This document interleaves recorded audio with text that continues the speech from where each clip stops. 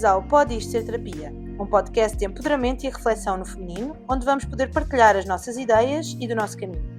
Eu sou a Inês Guerreiro. E eu sou a Joana Grilo, e este será um espaço onde também os nossos convidados nos ajudarão a decidir se isto pode ou não pode ser terapia. Reforçamos que este conteúdo não tem qualquer fim terapêutico e é baseado exclusivamente na nossa opinião e vivência. Não se esqueçam de nos seguir no Instagram, ativar as notificações no Spotify e Apple Podcast e subscrever o nosso canal de YouTube em pod.istoserterapia. Olá, bem-vindos a mais um episódio. Bem-vindos a mais um episódio do Pode Isto Ser Terapia.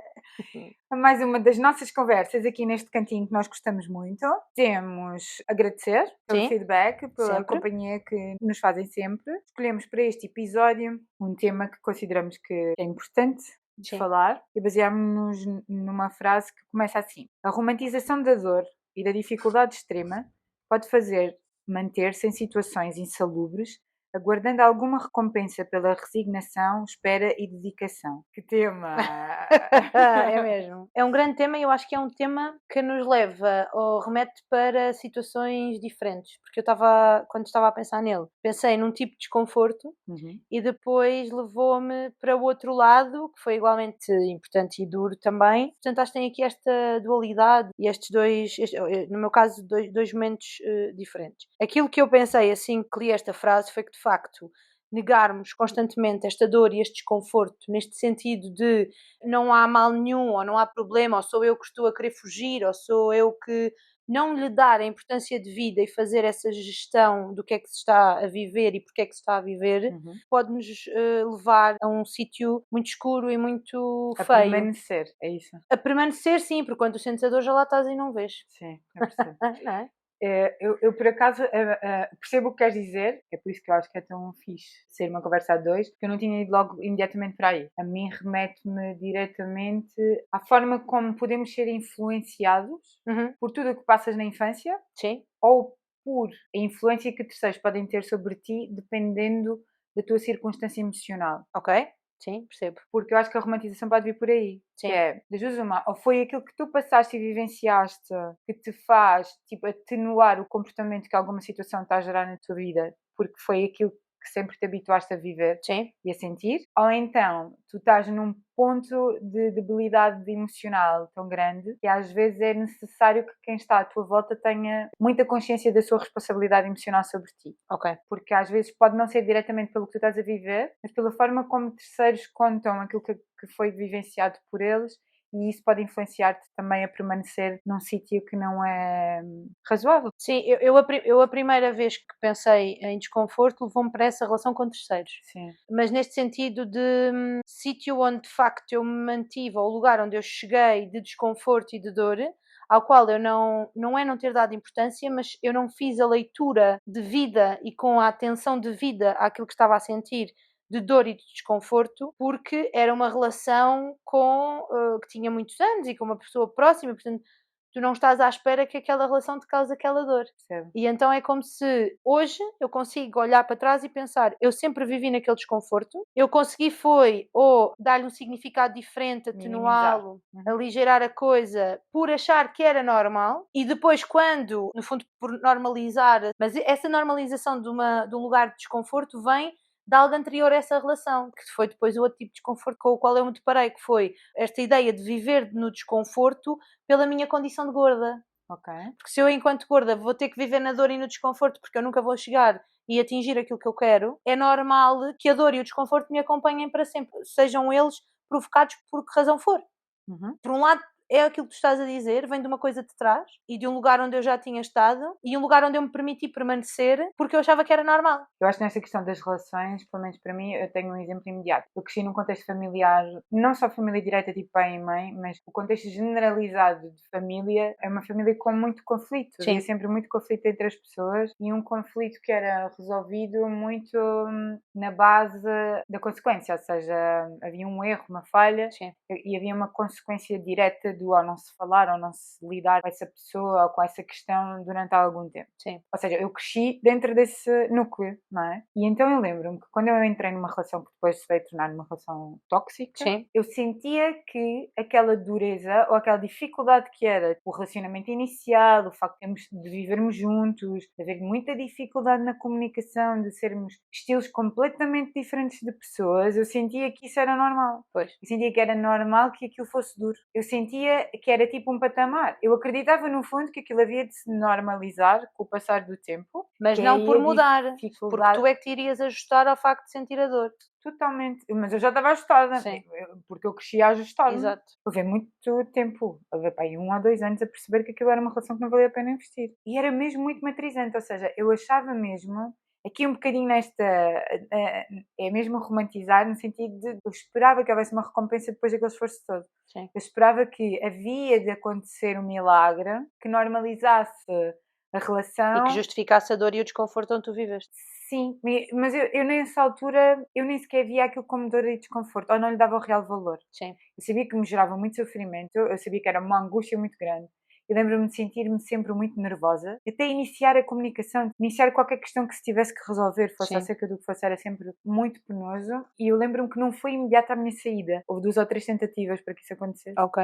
E eu acabava sempre por voltar ali. Eu não percebia o quanto o romantizar que a vida tem que ser sempre difícil e que há sempre um sofrimento emocional inerente faz-te permaneceres em sítios que não são bons. Não é? Sim. E é aqui que eu acho que quem cresce com pessoas à volta com mais responsabilidade emocional ou com estruturas familiares diferentes onde eu cresci, tem essa vantagem, que é a estrutura que tu tens, a autoestima que tu tens, ajuda a que tu não normalizes comportamentos que são desadequados. Sim. Mais tarde, tipo, na condição de me sentir algo inferiorizada, não é? Faz com que tu vais sempre tentando encaixar em sítios onde não cabes. Sim. Eu percebo muito esse lado que tu estavas a dizer. Esta é a questão direta que nós todos conseguimos perceber logo, Sim. não é? Tipo, o sítio de onde vimos, as experiências que vamos tendo. Mas é engraçado que mesmo em relação ao sítio de onde vimos, por exemplo, no caso enquanto família, eu não senti essa dor e esse desconforto, mas foram as vivências que eu fui tendo e o significado que eu fui dando a essas vivências e as interpretações que eu fui fazendo na minha cabeça. Sim, mas tinhas nas relações exteriores à tua família.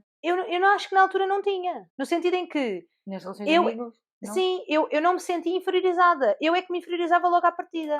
Ok.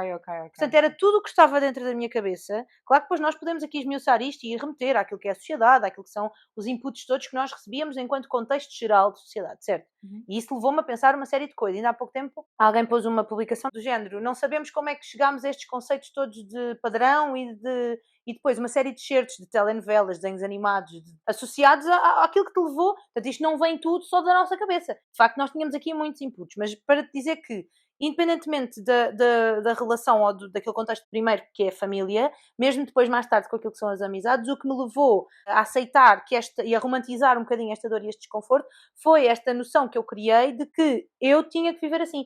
Eu poderia existir e ser feliz dentro desta dor e deste desconforto. No fundo, eu não era merecedora de viver uma vida tranquila, embora eu desejasse e quisesse, mas era muito nesta ideia já resignada de eu percebo que não posso porque eu não me enquadro naquilo que é o padrão. E se eu não me enquadro naquilo que é o padrão, eu não posso ter as mesmas coisas que as outras pessoas têm. Okay. E como eu vivia nestas caixas muito divididas, muito fechadas, muito estruturadas na minha cabeça, a dor e o desconforto era uma coisa normal. Era normal que eu saísse à rua e fosse insultada. Eu lembro perfeitamente, eu que não sou católica, antes de ir à rua, uma coisa banal, de ir ao pão, rezar para não apanhar miúdos na rua. Porque eu ia ser insultada. Porque hoje eu sei que era um insulto. Hoje eu sei que é mau. Mas eu na altura achava que era normal, porque eu era diferente deles, eles tinham o direito, portanto, eles tinham o direito de me provocar dor. De me colocar numa situação de desconforto. Lamento imenso mesmo. E naquela altura tu não tens capacidade, e aí obviamente tem a ver com as experiências que tens e com o apoio que tens à volta, não é? Mas é muito difícil, e principalmente naquela altura em que eu cresci, era muito difícil perceber que aquilo não era um direito das pessoas, não é? Porque mesmo os adultos, alguns adultos faziam o mesmo, ou riam, ou corroboravam aquilo, não é? Não era corrigido, sim. E portanto eu percebi e encaixei que ok, eu vou ter que viver nisto, porque eu sou diferente e eu tenho um peso a mais, eu não tenho aquela imagem e tudo se formou a partir daqui. Não tem necessariamente a ver com aquilo que era a família, que eu acho que são merecedores de admiração no sentido em que fizeram tudo o que podiam com o que tinham. Eu concordo totalmente. A condição em que cresceram, em que viveram, condicionaram o comportamento que tinham e a forma como aprenderam. Claro. Isso, totalmente. Eu acho que somos todos adultos e conseguimos. E depois isto, tem o mas outro isso não lado impede também. que haja consequência. Sim, claro. E depois tem o outro lado, que é tu vês aquilo acontecer, vês que aquilo acontece a um filho teu e como é que tu reages àquilo sem ser só tentar protegê-lo e não... Tens que lhe dizer, não está certo, mas não lhe podes dizer, não está certo, vamos enfrentar isto. E naquela altura não quer dizer, nós estamos a falar há 30 anos, não, mas há 20 anos atrás ou há 25 anos atrás e não tinhas sequer a mesma consciência, a mesma informação que tens hoje e a mesma noção de que é preciso impedir isto e há pessoas à tua volta e entidades que fomentam isto, não é? A escola também tinha, se formos agarrar por aí, a escola tinha uma responsabilidade imensa. E Sim. Na Só que nós... na minha escola primária não se podia fazer queixas. Não se podia fazer queixinho. Pois, essa é a ideia das queixinhas. E na altura não havia bullying, não é? O bullying vem na sequência as crianças passaram de ser muito sinceras a serem bullies. É uma coisa que ainda hoje não consigo compreender. Quer dizer, eu consigo perceber que nós não tínhamos este conhecimento, mas de facto achar que alguém insulta o outro e isso é ser sincero, pode ser só a opinião do outro. E mesmo sendo a opinião do outro, eu tenho que perceber do outro lado se eu tenho, ou se há espaço, ou se há alguma vantagem eu estar a dar a minha opinião. Porque há opiniões que eu posso ter e não vou dar ao outro porque eu vou feri-lo. E se eu não o puder acompanhar, e se não puder ser uma coisa construtiva, eu não posso chegar ali e dizer só eu não gosto de ti. Eu posso não gostar de ti e sair. Posso não gostar de ti e não conviver contigo. Posso não me identificar. Hoje nós usamos estas expressões todas para dizer eu não gosto, mas há pessoas de que eu não gosto. E eu, se não gosto delas, não lhes vou lá dizer eu não gosto de ti. Exato. Como eu sei que fiz em miúda, dizer eu não gosto de ti, ninguém gosta de ti. Eu cheguei a fazer isto a colegas meus. Isto não é justo, não é? Para quem ouve. Porque eu não gosto, mas os outros podem gostar e eu não tenho que estar a dizer àquela pessoa porque eu de facto estou a colocá-la num lugar de dor, no fundo, no mínimo desconforto. Portanto, isto no fundo para explicar que não vem desse sítio de exemplo, não é? Portanto, eu não vi o exemplo de dor e desconforto e, portanto, vou viver assim, mas vem de um lado e não normalizei por isso, normalizei por achar que era a única coisa que eu merecia, era viver em desconforto e em dor porque eu não tinha mais, não era merecedora de mais nada. Por essa condição onde eu me coloquei. Sim. E onde eu acreditei que pertencia, no fundo. Era de ser gorda e isso influenciou todas as minhas relações e toda a forma como eu interagi com as pessoas, umas que ficaram e outras que seguiram. Daí ser-te mais confortável permanecer em relações de amizade onde esse tipo de comportamento fosse recriado. É isso? Ou eras na mesma tu? Não era mais confortável. Eu achava era que não havia outra hipótese. Okay. Eu não teria nenhum tipo de relação, fosse amorosa, de amizade, de profissional, que não me colocasse em desconforto. Porque eu, à partida, já estava num lugar de desconforto porque eu pertencia a outra classe. Sabes? Portanto, eu não é o achar bem, ou eu hoje percebo que não, claramente não estava confortável, mas eu achava que não podia ter, não havia outro sítio onde estar. E só mais tarde, quando eu faço este caminho individual e depois, quando de facto houve pessoas umas que permaneceram, outras que entraram na minha vida e foram ficando independentemente do lugar onde eu me colocava, sem se aproveitarem desse lugar para se superiorizarem a mim, foi quando eu comecei a perceber que havia uma diferença. Sim, e que eu não precisava de estar ali. Mas mesmo isso, como estavas a dizer há bocado, levou muito tempo. Porque no caso desta relação que eu estava a falar, eu levei muito, muito tempo até perceber o que aconteceu. Eu percebo que afinal era eu que me colocava naquelas situações e não era bom. Tenho pessoas à minha volta que me dizem, sim, isto não é bom, tu tens que estar no outro lado, tu mereces outra coisa. E eu mudo a minha postura e passo a interagir com os outros deste lado de ser merecedora de coisas boas, e a pessoa não acompanha. Claro. E a pessoa tem necessidade de me voltar a colocar num sítio de desconforto e de dor. Aí é quando eu começo a perceber. Mas quando isso acontece, eu penso, não pode ser. Se eu gosto desta pessoa, se eu me dedico a ela, se eu fiz isto tudo, por isso é que esta romantização a mim aconteceu-me neste tipo de relação, porque eu precisei de romantizar esta dor para justificar que aquela pessoa, apesar de tudo, era muito minha amiga, mas eu é que precisava de continuar a fazer coisas para ela, precisava de compensar, precisava de me resignar, porque a nossa amizade, eu cheguei a dizer, mas nós somos assim. O Bruno chegou-me a dizer, isto não é normal, isto não pode acontecer, tu mudas quando estás com esta pessoa, tu é que não entendes a minha relação com esta pessoa. Portanto, eu romantizei isso para mim, apesar de já muitas pessoas me dizerem que não era uma situação normal, eu romantizei porque eu precisava daquela validação. Eu estava num lugar fragilizado, obviamente, do meu processo também, como é óbvio, e daquilo que era a minha autoestima e aquilo que eu estava a construir para mim própria, não é? E eu precisava daquela validação.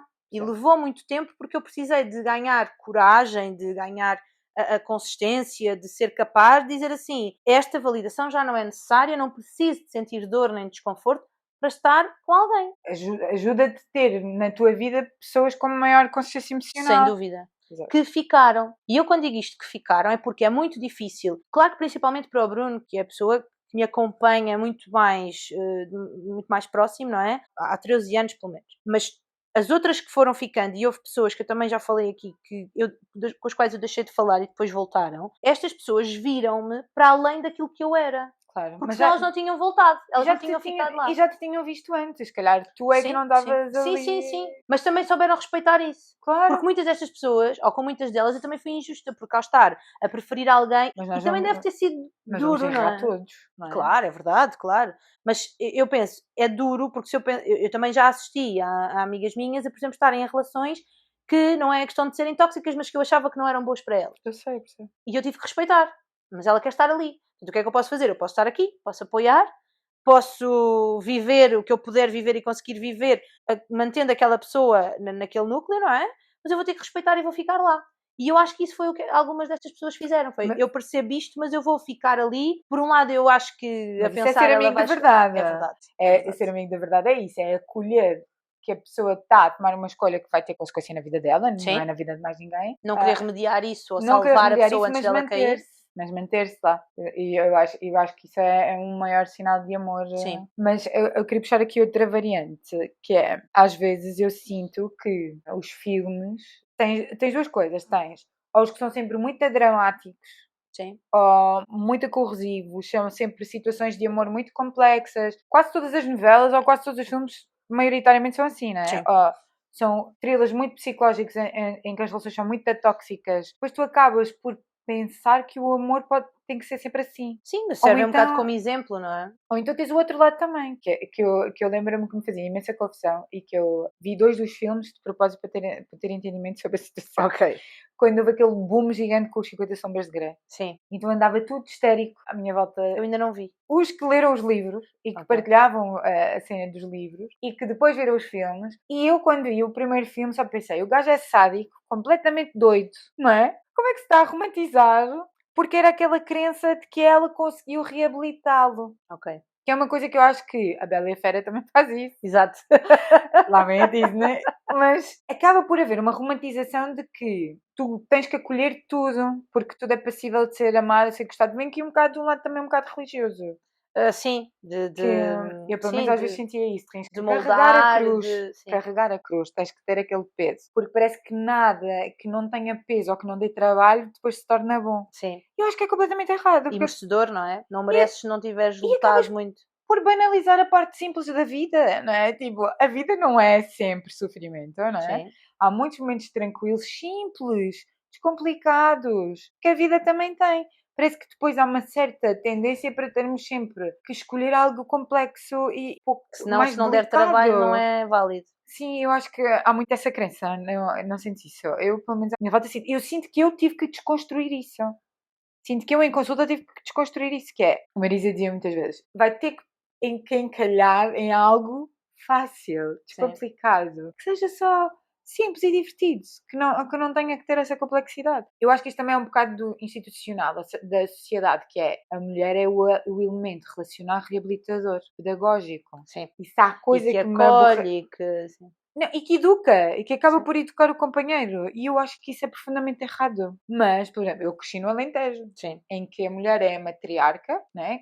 Que organiza e põe para a frente a família, mas que tem esse papel de cuidador extremo, de escolher roupa do marido, de ser provedora do cuidado. Que era uma coisa que sempre do meu lado mais feminino ficava urticária, mesmo sendo mais nova. Mas não te identificavas com esse papel? Não, porque eu acho que a pessoa tem que ser independente, não é? Tem que ter essa relação e eu acho que depois, tipo, no núcleo, né? Na comunidade, no sítio onde cresces, por influência, tu vens construída com uma data de crenças. Mas eu acho que tu aí também podes entrar por um caminho que é, também há aquelas, e aí eu acho que também tem a ver com um processo individual de cada um, daquelas pessoas, e às vezes eu acho que nos homens isso acontece mais do que nas mulheres, ainda que eu acho que também acontece nas mulheres por causa do que estás a dizer, que é o de serem cuidados. Sim, acaba por se assumir este papel. Por um lado há uma e eu acho que isso tem muito a ver com o tipo de interação que as pessoas Mas a avó era a coisa mais engraçada do mundo. O meu avô era o independente, o provedor, e a minha avó a cuidadora. Não é? Mas de tal ordem que o meu avô não escolhia nem as meias, nem as cuecas que vestia. Sim. Mas eles eram felizes nessa dinâmica. Certo, exato. E eu acho incrível. E foi muito engraçado que no fim de vida houve essa troca. Sim. Era ele o cuidador. Mas eu achava mesmo caricato de pensar, mas porquê é que ele não pode escolher a roupa interior? Exato. Porquê é que ele não pode ter essa... Mas era engraçado que o meu avô não lhe tirava... Era uma tarefa que ela gostava e ele não lhe tirava isso. Ele perguntava sempre o que é que ele ia vestir. E isso eu percebo que também é uma forma de amor. Mas eu pensava muitas vezes, mas porquê? Eu digo, porquê é que ele não pode escolher? Pois, eu acho que aí depois está também no equilíbrio de qual é que é a minha função ou o meu espaço naquela interação. Por exemplo, há coisas que para mim não fazem sentido porque eu vi aquilo acontecer na minha família, portanto, o que eu faço é replicar. Por exemplo, a minha mãe nunca deixava o meu pai ir, fosse ao Alentejo, fosse a uma situação qualquer, sozinho. Para ela aquilo sempre lhe fez muita confusão. Nós vamos todos. Uma coisa, só se fosse uma coisa muito, muito esporádica.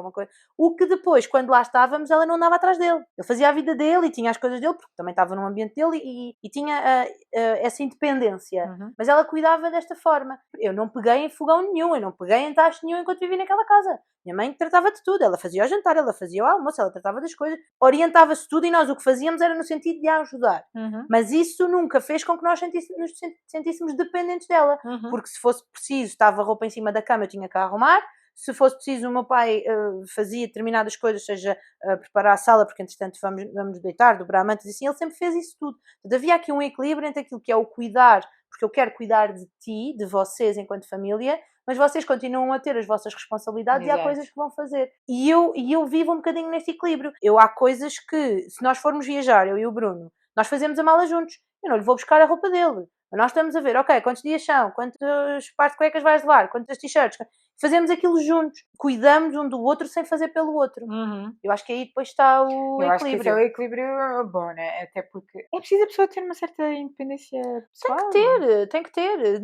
E não só, isto vai obviamente depois bater com aquela ideia de depois cada um também tem o seu núcleo e tem que manter a sua individualidade e o seu núcleo para fazer coisas que são só deles. Só deles, sim. E nós fazemos isso.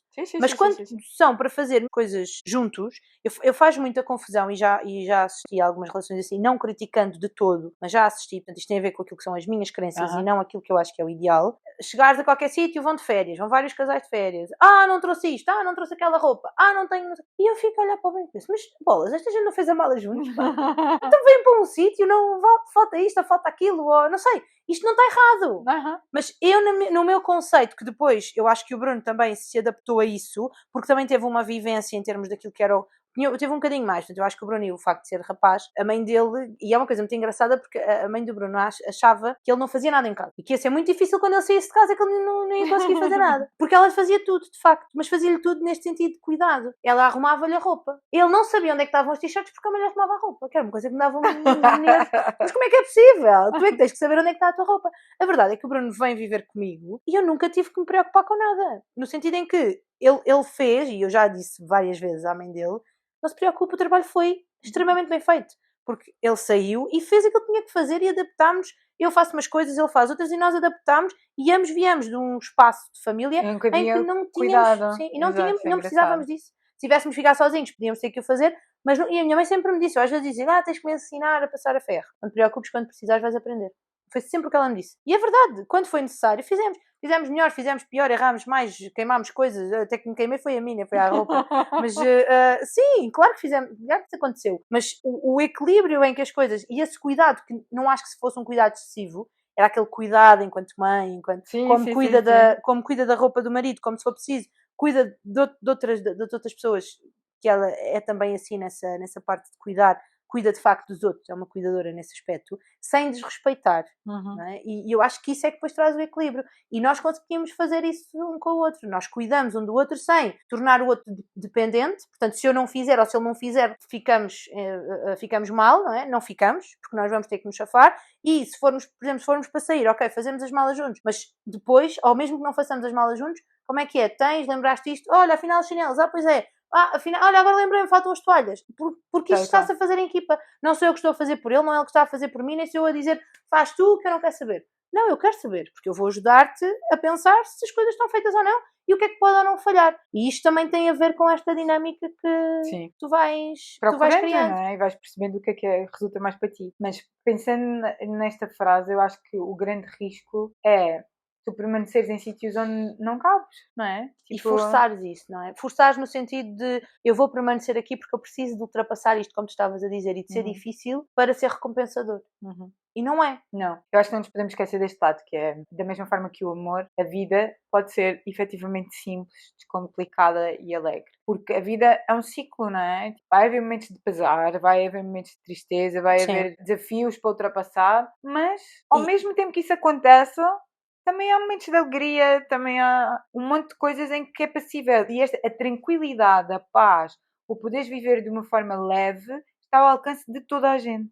Sim, e há aqui uma coisa que é a dor e o desconforto. Eu sinto hoje em dia que elas têm que ser vistos, olhados e como alertas, no sentido em que o que é que se está a passar, porque é que eu sinto o desconforto, porque é que isto me causa dor, e perceber, porque eu penso naquilo que foi o meu processo de mudança até agora, e o que eu sinto muitas vezes é que muitas situações que me provocavam dor ou desconforto vinham de crenças e de atitudes minhas. Portanto, eu podia olhar para aquilo e pensar, isto causa-me desconforto, vou já aniquilar esta relação porque isto é mau. Eu já fiz isso, dessa forma. Pronto. Rígida. E vou ter que sair porque é este espaço que me causa desconforto. Ou então pensar, não, vou ter que viver neste desconforto porque é assim, não é? E quando tu estás a viver, precisas de perceber de onde é que aquilo vem, porque é que estás a sentir e, efetivamente, o que é que tens que fazer. É verdade uma coisa que eu mesmo sinto. Que a pessoa já tenha sido, de alguma forma, boa para ti, é importante às vezes não esquecer esse desconforto, porque eu acho que... sim, isso é outra questão, sim. Porque eu acho que, pelo menos na minha ótica, o corpo mostra-te, independentemente do estado emocional em que estejas, o corpo mostra-te que há um desconforto. Sim. E essa pessoa até pode já ter sido do caraças para ti. Mas se naquele momento aquilo não faz sentido, das duas uma, perceberes se é uma relação que tu queres salvar, não é? Pôr isso em cima da mesa e tentar encontrar uma solução. Se é uma relação que tu não queres salvar, estar atento. E isso leva-me a outro lado, que é o aceitar, e tu já falaste muitas vezes nisto, em relação à mudança de opinião. Mas mais do que a mudança de opinião, aceitar que nós nos transformamos. E aquilo que é uma relação que durou muito tempo e que foi ótimo, enquanto nenhuma destas relações que eu hoje olho, principalmente esta que acabou desta forma, claro que me dá muita mágoa porque eu é que tinha expectado aquilo para uma vida inteira. E mudou-se e transformou-se porque nós nos transformamos. E perceber que nós nos transformamos e aquilo que era confortável ou não era tão desconfortável antes, passou a ser cada vez mais desconfortável. E nesta relação foi isso que me aconteceu. E não há aquilo problema. Que não era, exatamente. Mas a vida estava a gritar contigo.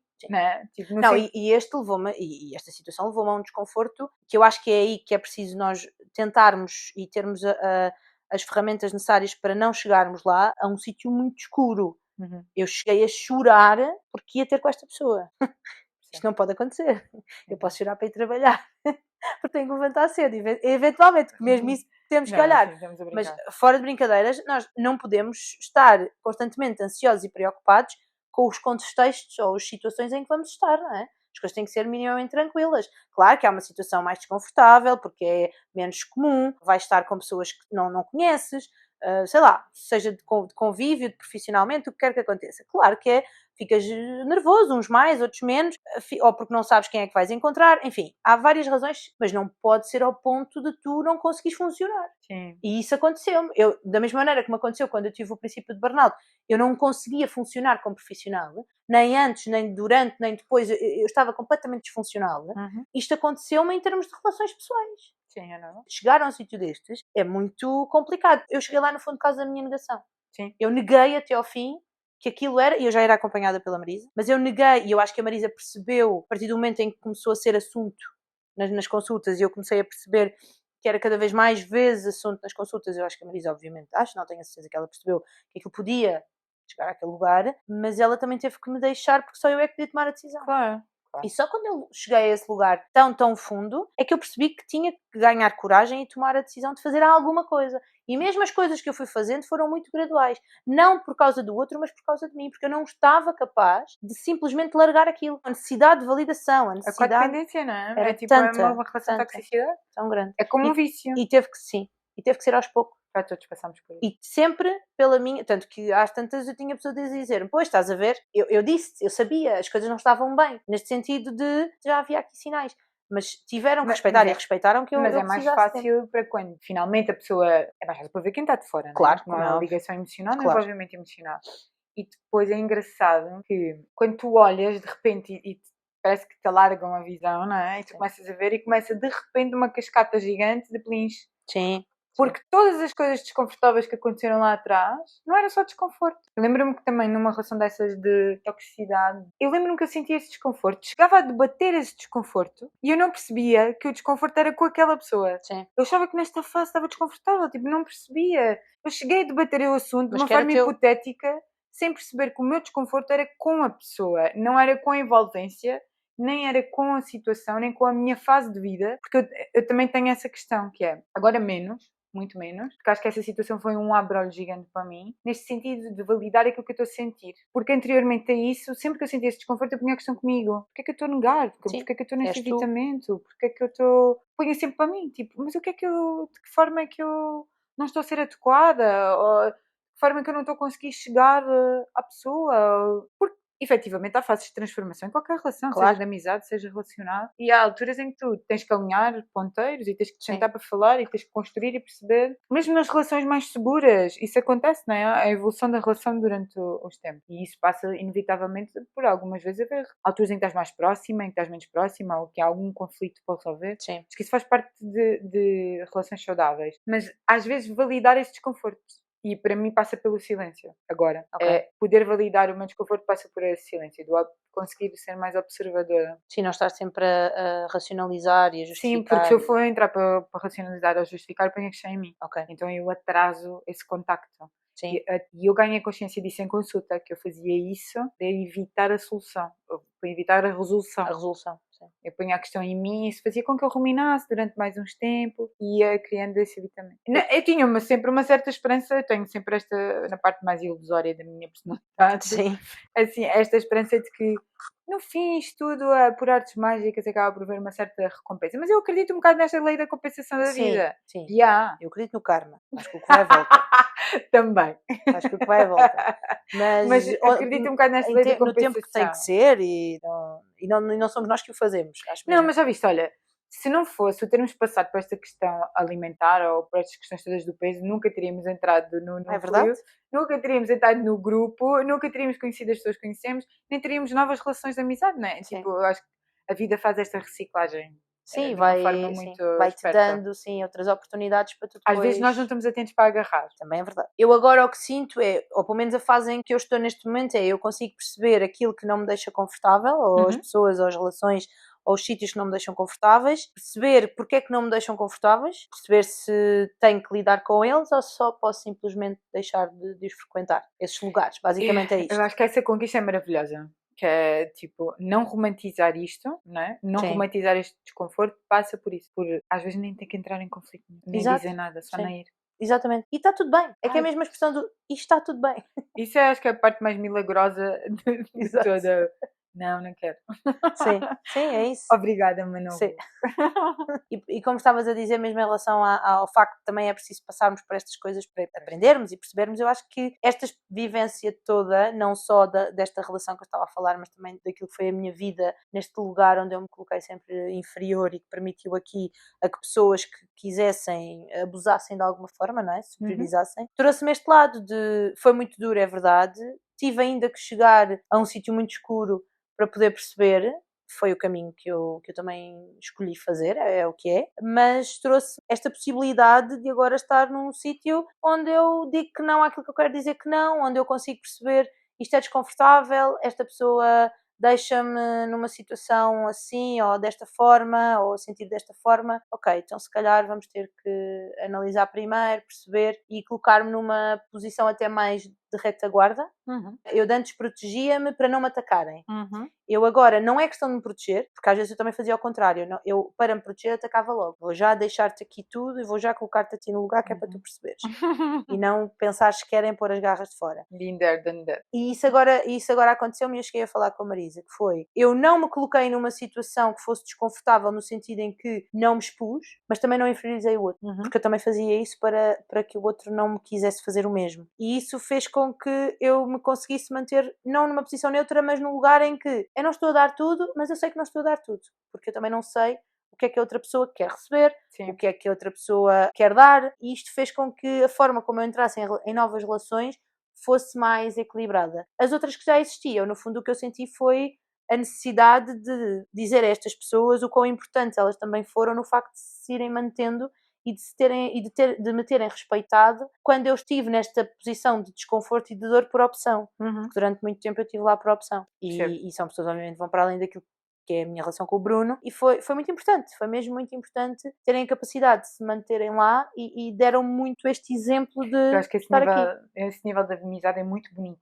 É verdade. Eu também experienciei isso e é mesmo o teres a certeza absoluta de que é uma relação segura. Tu podes ter todas as opções que tu quiseres, mas tens um sítio onde regressar. E isso é que te dá estrutura para poderes arriscar na vida, mesmo falhando, sem medo. Óbvio que o medo vai estar sempre presente, mas saberes que tens onde regressar, não é? Tipo, é uma... E esse onde regressar é um onde regressar que não nos vai dar só palmadinhas nas costas. Não, de todo, sim. É um onde regressar em que tu não és julgado, mas as coisas são conversadas de uma forma construtiva.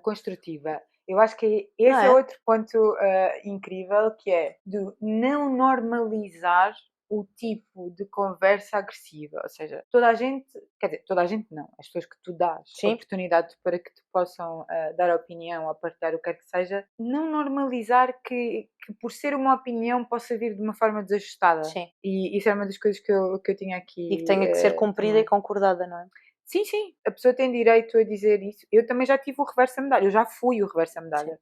Eu já fui aqui, achava que dar-te a minha opinião sobre o que tu me estavas a perguntar, ou mesmo quando tu não me perguntasses, podia ir de forma desajustada, porque eu achava que isso era ser sincero, e não é. Isso, para além de brutalmente agressivo, é uma invasão gigantesca na vida da outra pessoa. Mas por acaso é engraçado estares a dizer isso. Eu não tenho a certeza, só falando com as pessoas que obviamente foram lidando comigo, mas a ideia que eu tenho é que eu nunca me coloquei nesse lugar porque eu sabia o que era sentir-me mal com isso. Então eu sempre fui o outro lado oposto da compreensão, ao ponto de poder até anular a minha opinião. Mas eu tive as duas coisas. Pronto, para não interferir nesta ideia de que eu quero que tu percebas que eu respeito totalmente aquilo que é a tua decisão e a tua opinião. Contudo, eu acho que é isto, mas percebo perfeitamente o teu lado. E ao ponto de, lá está, em algumas situações, negar, porque depois quando as pessoas tinham essas opiniões de uma forma agressiva e para se superiorizarem a mim, eu fazia o mesmo.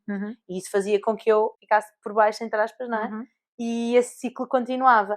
As outras que não eram desajustadas percebiam que eu estava só a respeitá-las. Aquelas que eram altamente desajustadas achavam que era uma porta aberta para inferiorizar. E eu tive que aprender a colocar-me no outro lado agora. E tive que aprender e estou a aprender. Aprender a estar aqui mais no meio, que é, eu já tive o lado em que eu era tão compreensiva, toda a gente entrava, usufruía e saía e era uma desorganização total, porque não havia qualquer limite na minha forma de me doar.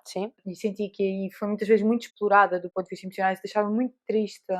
E eu não sabia expressar isso, porque eu achava como era aquilo a única coisa que eu tinha para dar à relação. Eu tinha que permanecer assim, ver? Tipo, em termos de missão. Mas isso eram coisas que me geravam muito sofrimento. E depois tive o lado oposto, que era, eu era muito rígida para impedir que isso voltasse a acontecer, mas acabava por ser agressiva na forma como me defendia. E muitas vezes nem sequer era assim tão aberta ao diálogo, qualquer coisa me fazia sentir atacada, não é? Porque como eu me punha sempre numa posição de alguma inferioridade, então acho que a minha aprendizagem agora é essa, é o permanecer no equilíbrio, é escutar muito primeiro, antes de perceber o que é que me é pedido, porque às vezes a minha ansiedade toda dava-me nesse sentido, que era, não havia nem metade.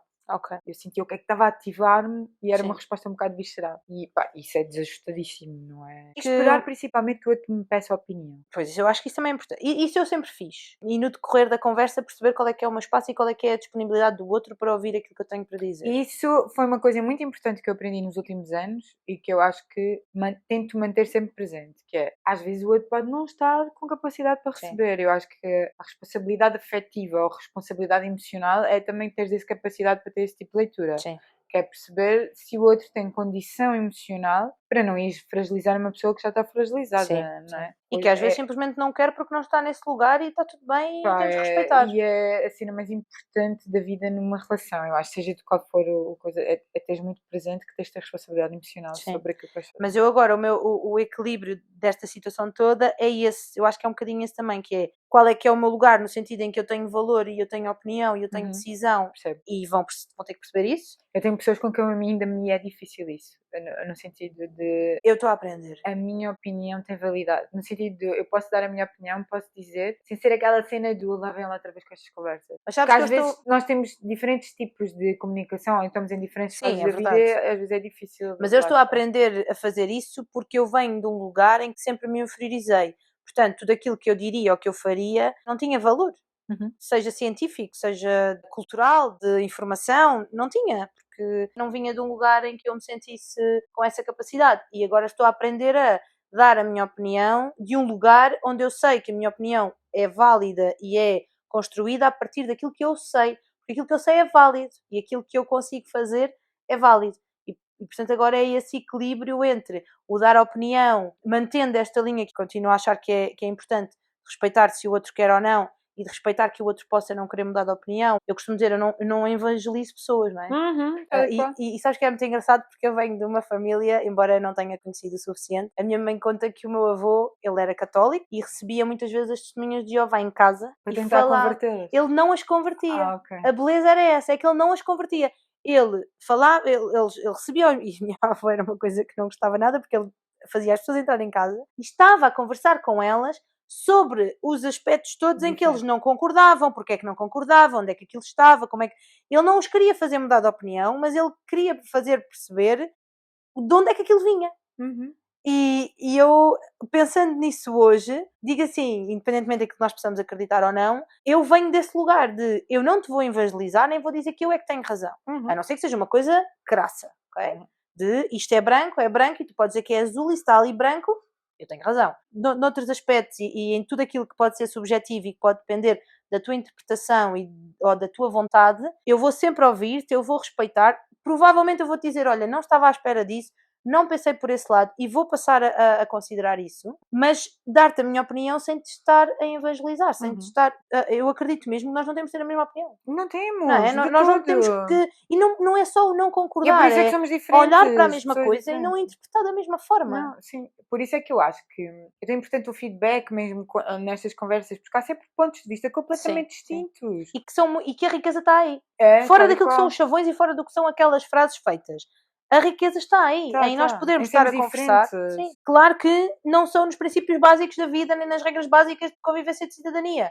Não tem a ver com isso, mas naquilo que pode ser opinado, naquilo que pode ser diferente de ponto de vista e de opinião e de gestão, sem que haja um único caminho, tem uma riqueza enorme. Porque hoje, se calhar, isso não faz sentido para mim, mas daqui a 2 ou 3 meses eu vou buscar isso, porque hoje eu não estou disponível para ouvir dessa maneira, mas cá daqui a 2 ou 3 meses vou estar, ou não. Eu já tive muitas vezes essa questão, que é, no momento em que eu recebi determinada opinião ou informação, mesmo em consulta, aquilo naquele momento não me cracha logo, mas passado algum tempo, às vezes meses, cai-me a gota e eu penso, estou a perceber, era aqui que ela queria que eu chegasse e eu não estava a entender. Sim. E isso acaba por se revelar depois e fazer sentido, não é? Porque, na verdade, por alguma razão, a pessoa está a dar a consulta, não é? Sim, é um facto. E a pessoa está lá para aprender. Não só naquilo que é cientificamente Exato, falando, mas não buscar essas relações, a gente consegue... E ajuda-me isso. Eu gosto de entender porque é que a outra pessoa tem essa opinião. Isso ajuda-me a desconstruir alguma crença que eu também possa ter. Sim. Porque eu acho que nós às vezes também ficamos um bocado fechados. E às vezes até colocar lado a lado, porque não é questão de tu tens uma crença, eu tenho outra e é uma ou outra. Não, podem ser as duas. Podem, tu não. E eu pensar, olha, Totalmente. eu penso assim, mas por acaso até tenho uma amiga que pensa desta forma. E pá, também é um ponto de vista.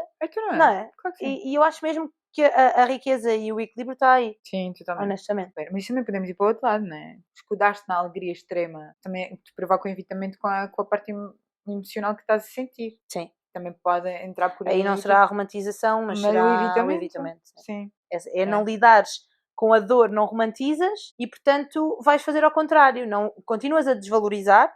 Tu podes desvalorizar das duas maneiras. Ou romantizas e vives aquilo e não tentas resolver, ou desvalorizas e evitas porque Uhum. não queres viver aquilo e vives nessa alegria extrema, Sim. não é? Eu acho que é exacerbada, no fundo. Sim, sim. Eu acho que podes ter aqui os dois lados e que é igualmente mau.